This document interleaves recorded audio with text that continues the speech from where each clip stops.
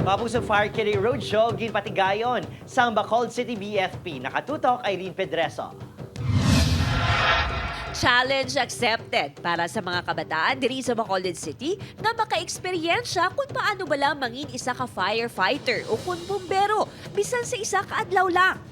Ini ang senaryo sa ginpatigayon nga Fire Kitty Roadshow sa isa ka dako nga mall sa syudad.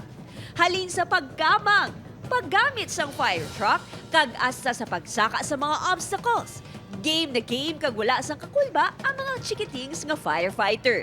Pero syempre, hindi lang ini basta hampang-hampang lang, kundi para matuluan ang mga kabataan. Ma-educate nato ng kabataan as early as young mga 3 years old na matudluan naton sa good safety habits sa ilang panimalay.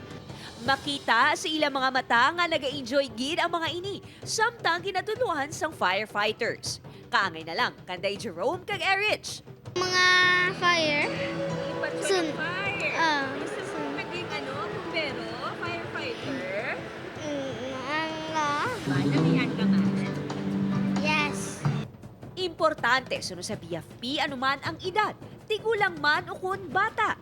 Dapat maihibalo sa safety measures agud makasurvive sa emerhensya, ilabi na sa suno. Irene Pedreso para sa GMA Regional TV Early Edition.